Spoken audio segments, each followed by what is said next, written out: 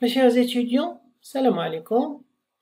Alors, aujourd'hui, on va faire la suite de la leçon des expressions régulières.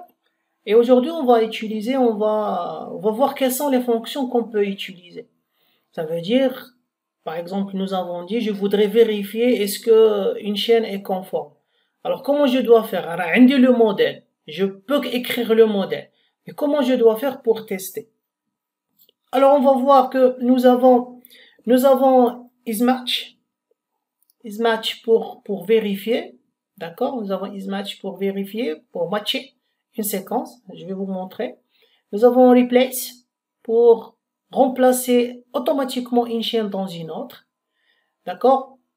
Et capturer une chaîne, extraire une chaîne satisfaite, une condition et la stocker éventuellement dans une variable, d'accord? Et on va voir split. Et là, on va voir que je peux prendre une chaîne qui se compose de plusieurs mots et je vais la diviser en plusieurs chaînes. Ça veut dire que je prends une chaîne et je vais la diviser, je vais l'éclater. D'accord? Alors, la méthode, on va commencer par la méthode ismatch. Donc, savoir, comme je vous ai dit dans le début de la séance dernière, il faut d'abord déclarer un objet. Là, j'ai un objet regex sur la classe regex. D'accord, bien sûr, il faut faire un using en haut. Et là, c'est le modèle que nous avons étudié la séance dernière. Donc, isMatch, c'est une booléenne. Ça veut dire soit il va retourner true, ou bien il va retourner false. D'accord? Si elle retourne true, ça veut dire que la chaîne, elle correspond au modèle. Si elle retourne false, ça veut dire qu'elle ne correspond pas au modèle. Bien sûr, même les autres fonctions, elles vont fonctionner plus ou moins de la même façon. Elles correspondent au modèle ou bien elles ne correspondent pas au modèle. Là, vous avez plusieurs surcharges de isMatch. Donc ça, c'est la plus pratique qu'on utilise. Ici, vous lui dites voici le début de la chaîne dans laquelle par où vous devez commencer chaîne. Par exemple, si vous avez une grande phrase, vous lui dites vous devez commencer le caractère numéro 15. D'accord? Ici, vous allez chercher est-ce qu'une chaîne est contenue dans une autre chaîne. D'accord? Indique que chaîne 1 se trouve dans chaîne 1. Donc chaîne 2, est-ce qu'elle se trouve dans chaîne 1? Et ici, vous allez chercher est-ce que chaîne 2 se trouve dans chaîne 1, mais à partir de quel caractère de chaîne 1 vous allez commencer la recherche. D'accord? Nous avons des exceptions ici. Vous avez match collection. D'accord, matches, on va voir vous allez essayer elle va vous donner la possibilité de compter le nombre de chaînes, d'accord, le nombre de modèles dans la chaîne. Est-ce combien vous avez par exemple de mots qui vérifient le modèle dans votre chaîne, par exemple, et vous pouvez après faire un for each, d'accord, sur les occurrences. Par exemple, je cherche le mot Ali dans une chaîne. Combien de Ali? Bon, ça va me dire combien de Ali et je vais trouver tous les Ali que j'ai, d'accord, que j'ai dans ma chaîne. Ou là, les mots qui correspondent le modèle si ce n'est pas un mot qui est fixe. D'accord? Donc ça c'est si vous voulez, c'est la première fonction. Je vais vous montrer la première fonction dans un exemple. Voilà, isMatch. Alors par exemple, on va dire à l'utilisateur de saisir un numéro de téléphone. S'il ne saisit pas un numéro de téléphone dans cette forme, d'accord, je vais à chaque fois lui dire, bon, c'est un problème, c'est un format. Alors regardez, j'ai déclaré un objet qui s'appelle matchFile, et voilà, il faut obligatoirement faire le using regular expression, donc il se trouve dans l'espace de non-texte système. Et là, regardez, qu'est-ce qu'on a spécifié? On va lire ensemble. Laissez de côté le arrobas. Alors, début de la chaîne, jusqu'à la fin. Ça veut dire on va chercher un mot exact. Alors, vous avez combien? Vous avez des D. D'accord? Ça veut dire que vous avez deux chiffres. D'accord? Suivi de quoi? Suivi d'un espace. Un chiffre et un espace. D'accord? Il y a deux chiffres, espace. Combien de fois? 4 fois. 1, 2, 3 et 4. D'accord? Et après, vous cherchez que deux chiffres. Il n'y a pas d'espace après les deux chiffres. Bon, c'est simple, c'est un exemple.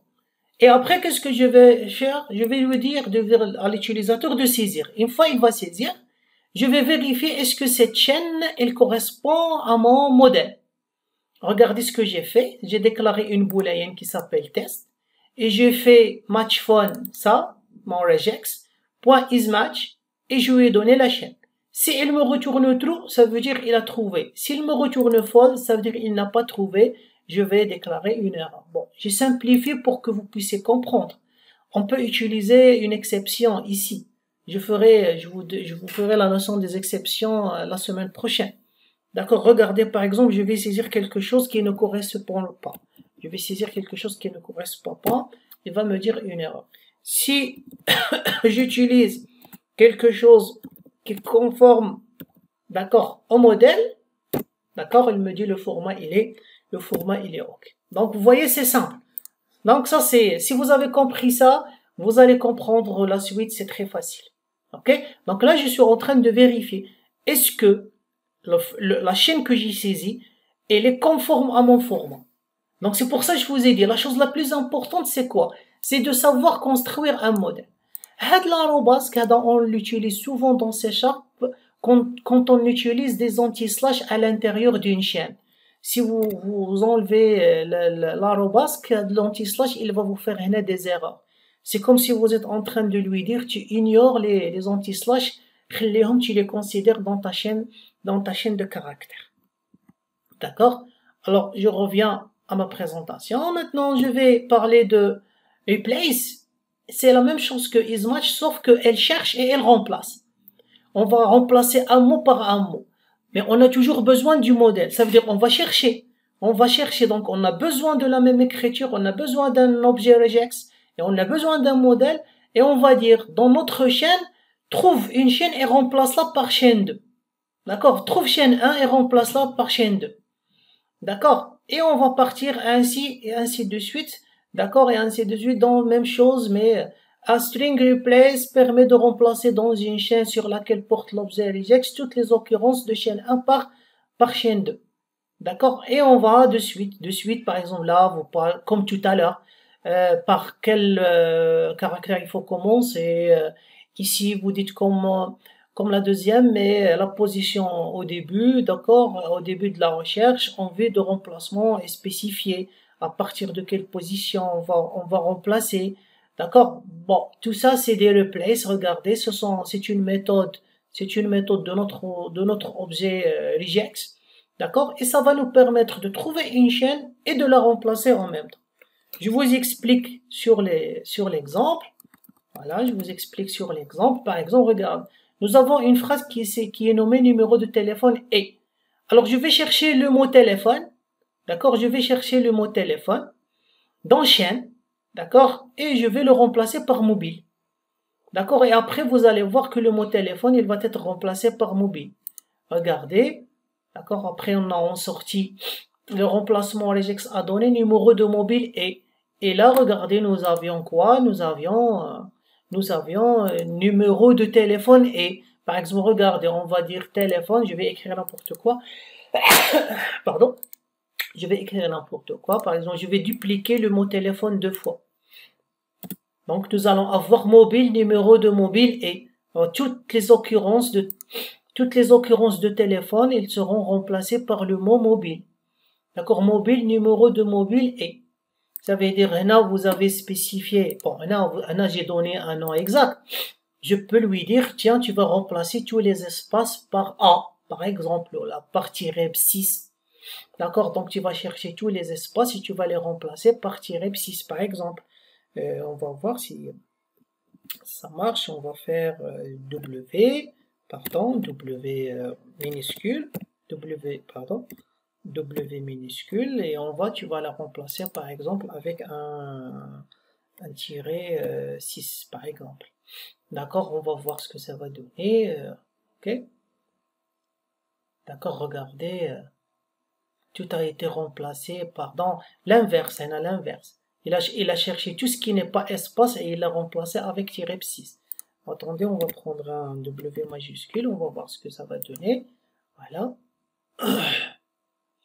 Voilà, regardez, tous les espaces ont été remplacés par un tiret 6. Tous les espaces. Bon, vous voyez, donc c'est pas Le plus important, c'est de savoir élaborer un modèle. Bon, il nous reste un dernier élément, c'est split. Bon, split, on l'utilise même souvent, même dans les chaînes de caractères. On va prendre une chaîne de caractères, on va la séparer en plusieurs chaînes. C'est pour ça, regardez, là, on déclare un tableau. D'accord? Et là, vous choisissez le séparateur. Vous avez une phrase qui contient plusieurs, par exemple, plusieurs points virgules, ou là, plusieurs espaces, ou là, plusieurs espaces blancs, la tabulation, et vous voulez la séparer en sous-chaînes en fonction du séparateur que vous avez.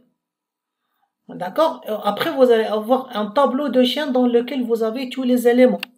Alors ici, je vous explique. D'accord, je vous explique dans un exemple. Par exemple, regardez, nous avons une chaîne. This espace tabulation is slash n retour à la ligne my texts. Alors, je vous ai déjà dit les espaces, les tabulations, retour à la ligne, les tabulations sont considérées en tant que espace blanc. Alors regardez, là on a déclaré une chaîne de caractères. Alors regardez espace plus, ça veut dire on va chercher un espace ou plusieurs. Ok?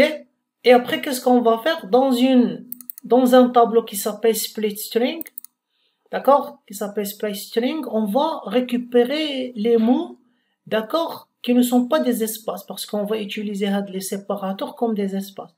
Et après on va faire un for each, d'accord, sur notre tableau pour afficher tous les mots séparément. D'accord? Bon, on a ajouté ça, on va remplacer tous les espaces blancs par la lettre tab, par exemple par tabulation. À la place des espaces, on va avoir des tabulations. Bon, regardez qu'on l'a ajouté, mais vous allez voir, regardez. Alors, au début, notre texte c'est this, tabulation is, retour à la ligne, my, tabulation text. D'accord? Combien nous avons? Nous avons 4 espaces parce que là, regardez, on affiche splitstring.length, donc on a trouvé 4 espaces. Maintenant, regardez les mots. This is my text. Ok? Et après, qu'est-ce qu'on a fait? On a remplacé tous les espaces, l'adiyin ou le retour à la ligne, on les a remplacés par une tabulation. Vous pouvez, par exemple, dire que là, on va remplacer tout ce qui est espace, par exemple, par quoi? Par 2-6. D'accord? Et on va voir, d'accord, on va voir, regardez, this-6 is, my-6 text. D'accord? Donc, et là, vous remarquez que vous avez pu prendre une chaîne, d'accord? Vous avez pu prendre, par exemple, si nous avions des points-virgules qui séparent nos mots, on peut prendre les mots et dire que le séparateur que nous avons choisi, c'est un point-virgule carrément. Et on va éclater notre chaîne sur plusieurs mots dans un tableau. D'accord? Faites très attention. Hein? Ça, c'est un tableau de type chaîne de caractères. Et là, vous allez récupérer vos... Peut-être si, par exemple, on utilise un jour les fichiers texte, vous allez voir, on peut utiliser Split pour travailler sur la séparation des mots avec des séparateurs qui sont point-virgule ou la virgule ou la espace ou là en fonction de votre choix. Donc les exemples, je vous ai montré les exemples au début et il ne me reste qu'à vous remercier de votre patience et on se voit Inch'Allah dans d'autres vidéos. À la prochaine.